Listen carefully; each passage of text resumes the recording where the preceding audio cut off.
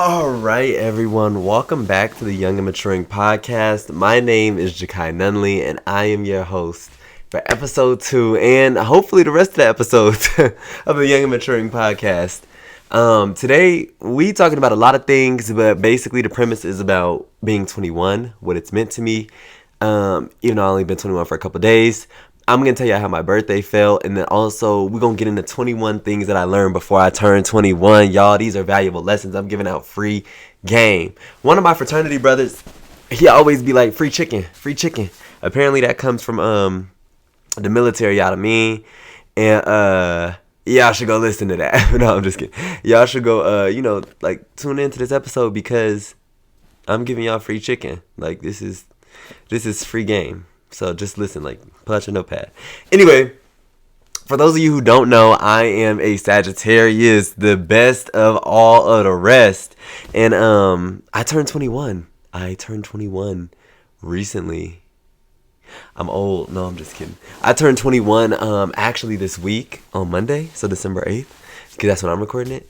That's my business. Anyway, yeah, I turned 21, and I don't know why, but this birthday was so emotional. Like, I was literally just thinking about my birthday, and I was like, oh my God, like, this is so surreal to actually be 21. You know, like, I think that when you age up and you turn, anything, like, you could be turning 34 this year. You know what I'm saying?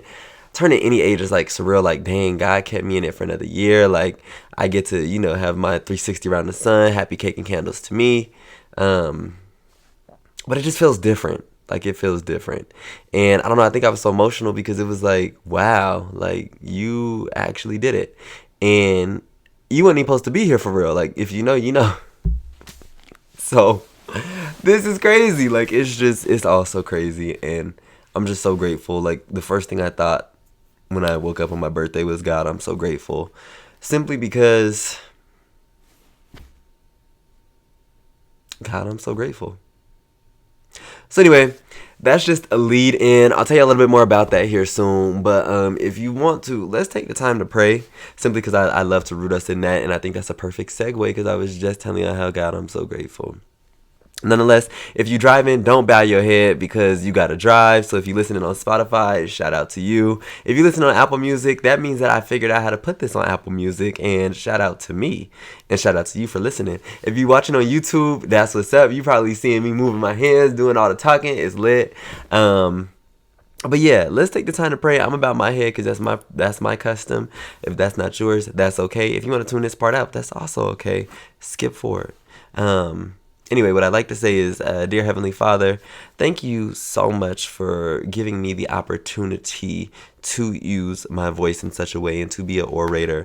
Thank you so much for giving me and blessing me with another year, another lap around the sun, and being 21. You know, I think that 20 was a miracle, God, and so I want to say I'm grateful for all the miracles, and I know that my life is a constant miracle, and so to keep waking up and to keep getting to do all of the things that I get to do, I'm grateful. I'm grateful. I'm really appreciating how, God, you are with me on my growth journey and how you are helping me heal certain, I hate to use the words traumas because it sounds so severe, but God helping me heal certain traumas because I am only who I am, and I know all of what I know about myself because of you and what you've helped me uncover and reveal about myself, which I am grateful for, Father. I want to say lastly, that it is such a miracle to be able to get to do things and not have to. And so I'm really grateful that I get to have a podcast. I'm really grateful that I get to interact with the folks that I get to interact with, my friends, family, everyone. And grateful that I get to be in community with you, God. Grateful that I'm carried. I'm grateful that I'm protected, that I'm blessed and highly favored, and God, favor ain't fair. What I will say, though, is I am grateful beyond all else, and that I pray for everyone. Really, this prayer is a prayer for everyone. I'm praying peace, love, and abundance over all of the listeners of the Young and Maturing Podcast, and hope that we get to have a successful podcast with your name written all over it and ordained by you, God. Allow me not to misspeak and have a great time with these folks virtually. All right. That's my prayer. Y'all see I can get a little long-winded. I love my God. I'm a pray. I'm a pray. One thing about it, I'm a pray because never would have made it. I never would have made it. Never would have made it. And that's never would have made it without you. God is what I'm talking about, if you don't know. So yeah, and that's just my testimony. That's just my testimony. They had a lot of tests. They had a lot of ammonia. So that's my testimony. But no, for real. I want to say that I'm so excited to talk about today's topic because truly I have learned a lot. And I think that when I was thinking of this list probably don't even scratch the surface, but these are 21 things I like to highlight, especially being that I had just turned 21. So I think it's synonymous, like one thing for each year. But really, I didn't start learning stuff until the day after I woke up randomly and realized I was a human at like the age of 5. So I've been learning stuff ever since then. So really, I'm really just like 16, but I'm 21. So anyway, that's how I think about it. But I'm 21 to the police. Wait, and to the government, and to my mama, and to the bar. Anyway, so that I'm 21. Nonetheless, though, let's get into it. First, I keep saying first a lot, so maybe secondly, maybe third. I like to say that 21 does feel different, in that that's like a heavy realization on me that I am 21. Like, it's like, oh, okay, like playtime is over, but not that there ever was a playtime, especially being black in America. But anyway, it's not like playtime ain't there, and I think that although I do recognize that playtime ain't there, I also recognize that I'm in an incredibly privileged position in so many places in my life. Even right now, speaking to you all, it's an incredible privilege to be able to sit down for an hour out of my day and podcast. Like, honestly. So yeah, that's the first thing I'll say. The second thing I'll say is that it makes me realize that I really am young and maturing. Like, I don't know it all. I'm super young. Like, I meet people every day who have so many great and vast and humbling experiences that are magical and that help me just visualize my life differently. But I also realize that I'm in such a season of maturation that it's like I'm just soaking up the game. I'm taking a free chicken that other people is giving me, eating it, and giving it to others. I'm not regurgitating. I'm, re-preparing it. But anyway, that's really what I'm realizing. Like, it's all so fascinating. I called my aunt the other day. Funny enough, auntie, if you watch this, I called my aunt the other day. And I was like, how you doing? She was like, oh, I'm doing good. I was like, okay, like, how's life? She was like, life is fascinating. I've been saying it ever since. Everything is fascinating. You're right, in all of its facets. It's fascinating, and like, I can't believe I went through that, but I went through that. It's also fascinating in the sense of like, wow, there's so much more life to live. And I think that's what I'm realizing, is that there's so much more life to live. But anyway, I'm going to tell y'all about the life that I have lived thus far. And we're going to get into some things because we got to get into some things. We got to get into some things. We got to get into a lot. 21 things, to be specific. Y'all know what? Okay, wait, before I get started, y'all know what's so funny? My sister said this recently. Jay said this. Jay said, you ain't got no steps. She was talking about this boy she dealing with, and she was like, he ain't got no steps. That's why I don't like him. He ain't got no steps. So I'm also realizing that in this season of my life, I need to have some steps. And y'all do too. So take that with y'all. Y'all need to have some steps. If you dealing with me, you need to have some steps. Some business. Okay. Here's what I learned. 21 under 21. Let's go. Number 1, the relationship ain't gonna work. And that's okay. Be it friends, be it family, be it professional affiliations or partners, the relationship ain't gonna work. And when it don't say I didn't tell you so, but also don't say I didn't tell you it's okay. The relationship not gonna work. And you're gonna be all right. Like, you're gonna get to wake up the next day. You're gonna get to put your big boy pants on, your big girl pants on. And you're gonna get to move on. And it's gonna be good. The other thing to this too is that the relationship ain't gonna work because one day you might wake up and realize that the partner you choose is indicative and a direct reflection of how much you love yourself. And at some point you might think, that's not how much I love myself. I need a better reflection. The people you choose to be around you in any sense, like what you tolerate from those closely affiliated or connected to you professionally, personally, romantically, are direct reflections of not only what you think you deserve, but the circumstance in which you think you deserve it. So definitely be mindful. And definitely, choose wisely. Choose wisely. And the relationship ain't gonna work. And when it don't, it's alright.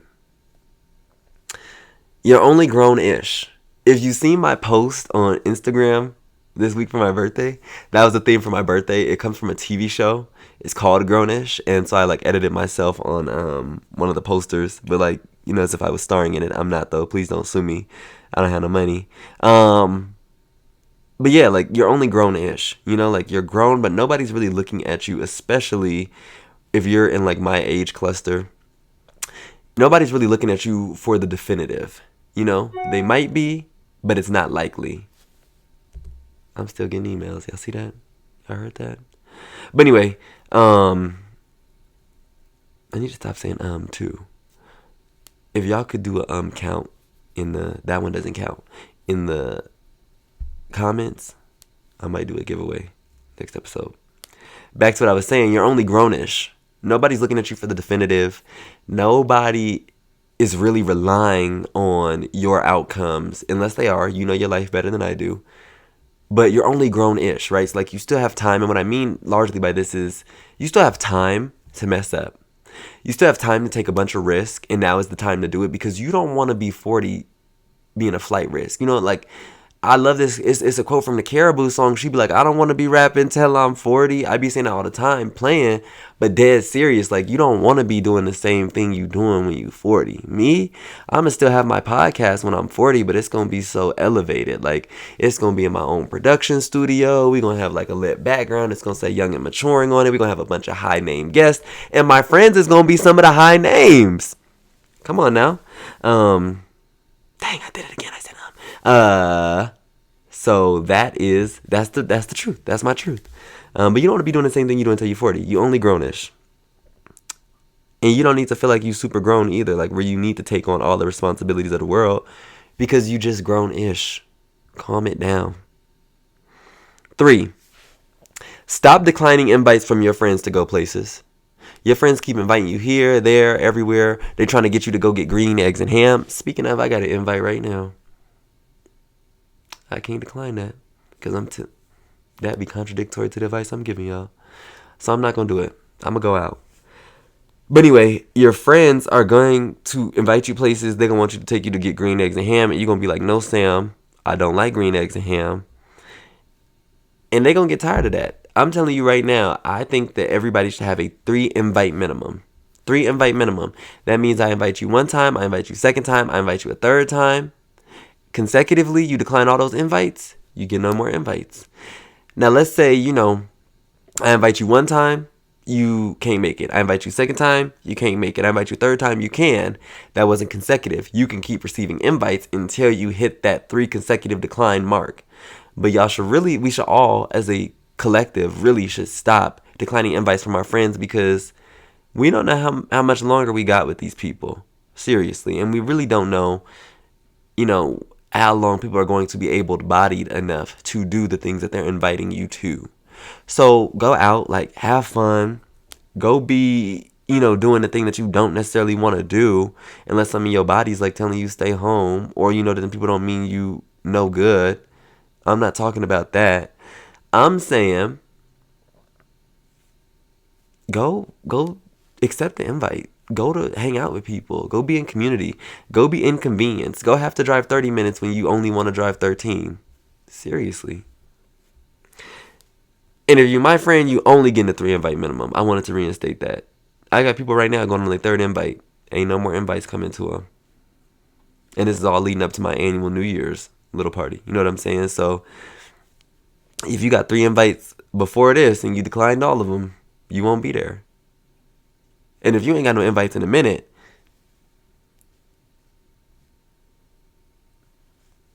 you would have to be on the YouTube to see what I was doing. I was like, All right. The second thing is, people are thinking about you. You are a main character, but you shouldn't care. This simply comes from people always saying, nobody cares about you. Nobody's thinking about you. Nobody's thinking about you. That is a very pessimistic view and way to live life. I'll tell you right now, everybody think about me. Everybody think about me. Are they really? Maybe not. But that's not my business. Like, I shouldn't care. Quite frankly, I don't care if they're thinking about me or not. You are a main character. And chances are people are thinking about you. But you shouldn't care. That's not your responsibility. The perception of you that people create in their heads based on what they think about you, based on how they encountered you on a random Tuesday when you was going through a lot, or even if you wasn't going through a lot, you was having the best Tuesday of your life. That's not you. You don't own that. You can't own that perception of yourself. All you can own is who you aim to be. You can own the impact if you do cause intentional or unintentional harm to somebody. You can, but you don't have to live with that forever. You know, like that might be how they've reinforced their worldview of you or their perception of you in their mind, but that doesn't have to be what exists in your mind, in your self-concept. You're still you. You should not care necessarily about how yada yada from over here, yonder, thinks about you doing whatever you doing. It really shouldn't impact you. That's just my take on it. 5, run a strict program. Run a strict program. Run a strict program. That's 5. Run a strict program. Don't play about you. Run a strict program. Be very serious. Be very intentional with how you let people show up for you. Be very intentional with what you need from people. Be very intentional and very strict with what you let people say to you, how you let them treat you. Be strict. Because if you play about you, everybody else is going to play about you. I promise you. The second you get to playing about you, you get to slipping on your pimping for yourself, so is everybody else. You start letting people around you ice skate. Scratch that. You start letting people around you slide, they're going to ice skate. Seriously. Be strict. Be strict and don't play about you. Run a strict program. Run a strict program. Be the hardest recruiter in the country. Do you understand me? Be the hardest recruiter in the country. Run a strict program. Very strict. Very strict. 6 is to be a part of a village, you must be a villager. This one hits so heavy with me because sometimes I know I'm not the best villager. But do you know what also is being a good villager is acknowledging that. You know, like I had a friend who I care deeply for whose 21st birthday, a milestone birthday, I could not make it to this year. Life was beating me up. Life was beating me up. I'm up here at college. We live in different places. I couldn't make it. And you know what? As a friend, I felt terrible. I still feel terrible. However, I acknowledge that I slipped up as a villager. I slip up as a villager. We all do it. But the broader consensus, though, is that I am a villager. And that usually 9 times out of 10, the anomaly is that I don't go out of my way, you know? Or the anomaly is that I don't have the extra time. Or the anomaly is that I'm so beat up and so, like, kind of in my own mind about things that I have a roadblock of some sort. That's the anomaly. The regularity, though, is that I'm participating in my village as a villager.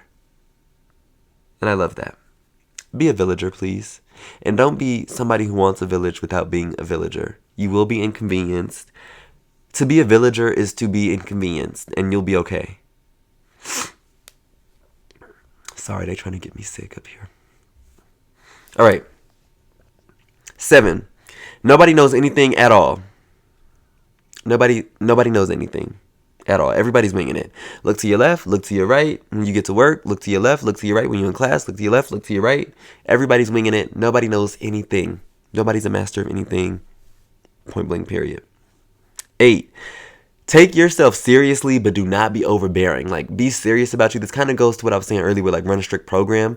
But don't be overbearing with it. You know what I'm saying? Like, take yourself seriously, mean what you say what you mean. You don't know everything at all on earth, but the things that you feel like you do know, to at least some extent, speak on that. If you think you have a niche area or subject matter expertise, talk about that. Promote yourself as such, but don't be overbearing. That shouldn't necessarily be the first thing that everybody knows about you. Like, let them get to know your character, stuff like that, you know. And take yourself seriously. 9 is don't be easy. Y'all get that, right? Rewind it if you don't. Don't be easy. Don't be easy and just going. Just getting it out. Don't know what you're doing. Just getting it out. Just getting it out. Don't even know what you're doing. Just getting it out. So, don't be easy. And don't be just getting it out. And you just out here just getting it out. Every day you wake up, you just getting it out. Don't be easy. But also don't be easy and gullible in the sense of like professionally, you know? So like, I'm not even beyond being romantic or whatever, however you interpret it. Don't be easy.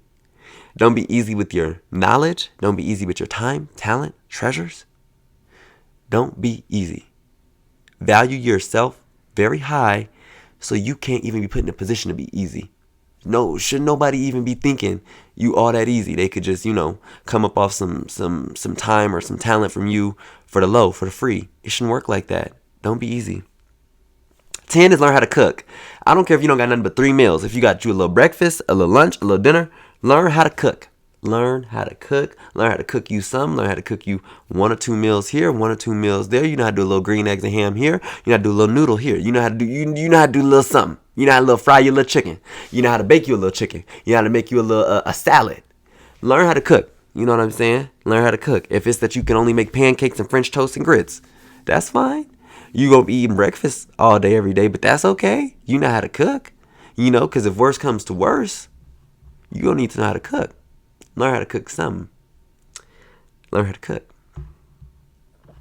11 is open up a high yield savings account or a Roth IRA. These things, I didn't really understand the importance of them. I can do a separate video or podcast about this too.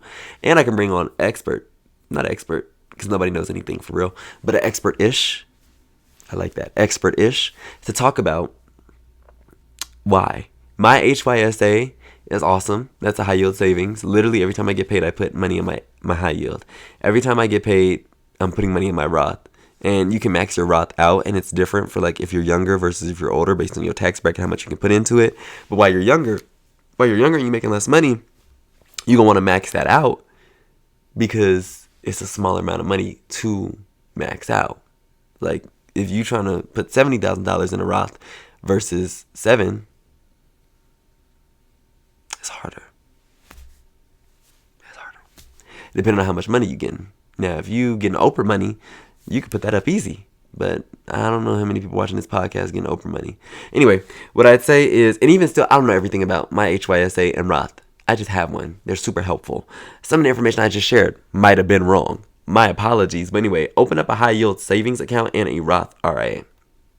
12 is also money related. Develop a good relationship with money. Like, don't just be easy giving your money out to the banks, to the firms, to the stores. But also have a good relationship with money. Like don't be scared to spend it. Don't be scared to make it. Have a good relationship with money. Build a good relationship with money. Test your limits. Figure out, okay, I feel good when I spend this much money. But how much money do I have coming in? I feel good with a job that pays me XYZ an hour. But what am I actually spending that equates to what I'm getting? You know what I'm saying? Develop a good relationship with money.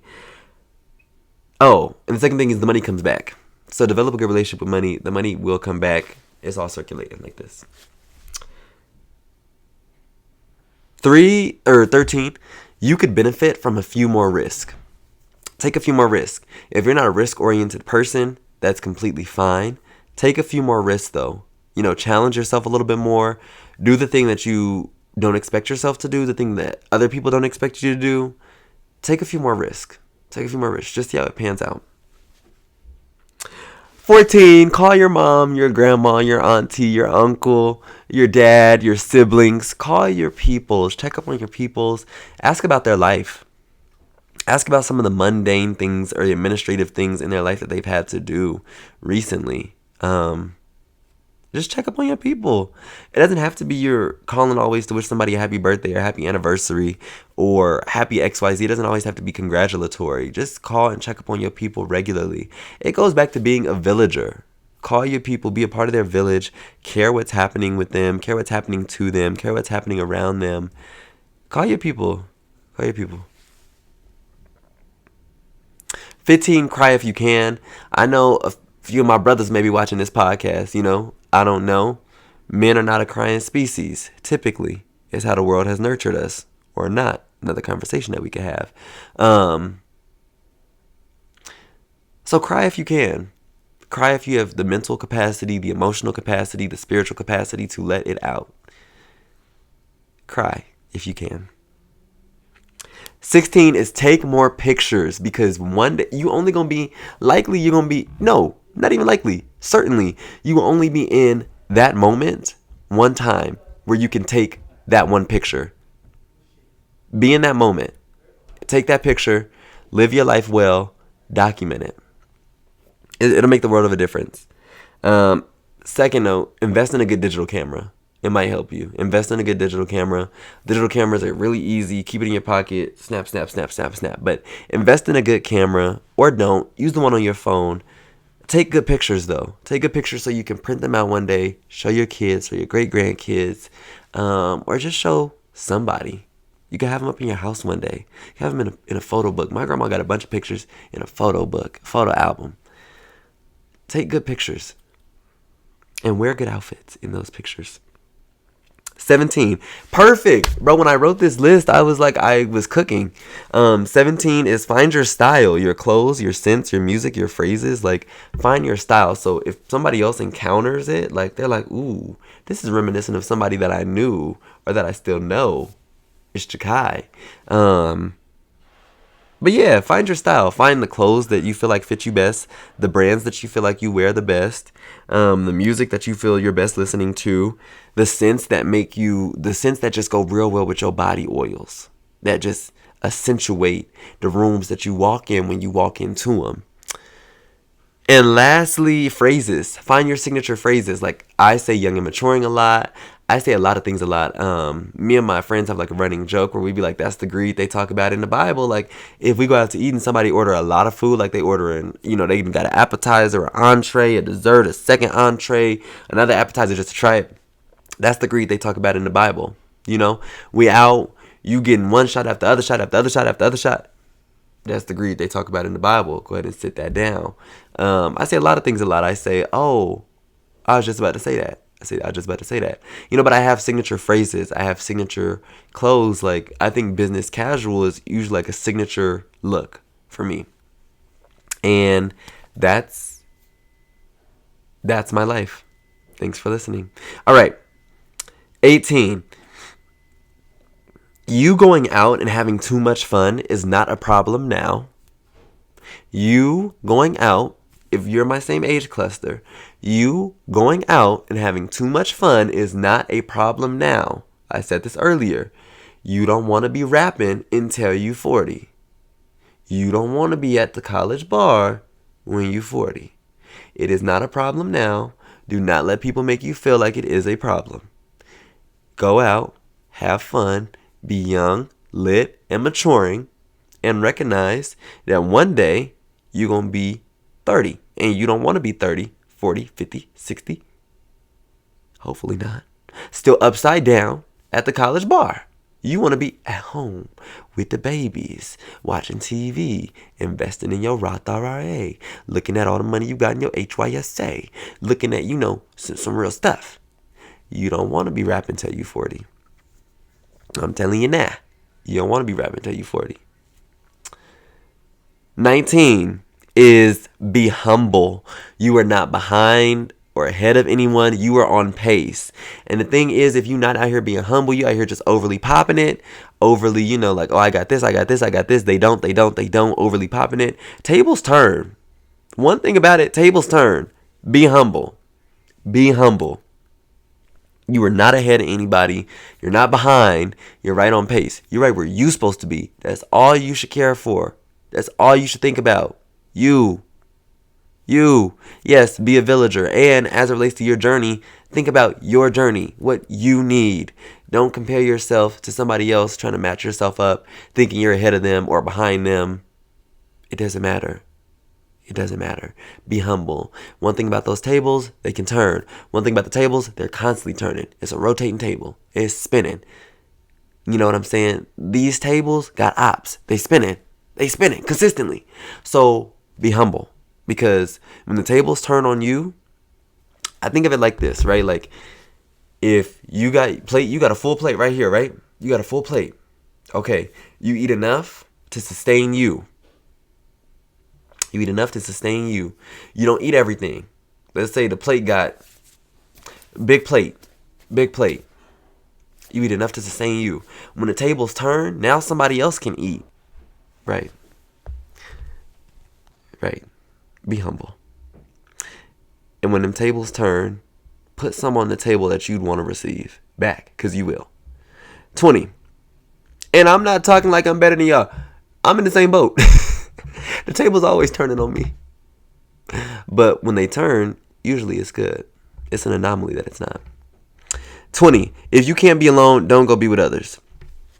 If you can't be alone by yourself, trusting yourself, your own judgment, if you're not good with self and who you are, do not go bothering them other people.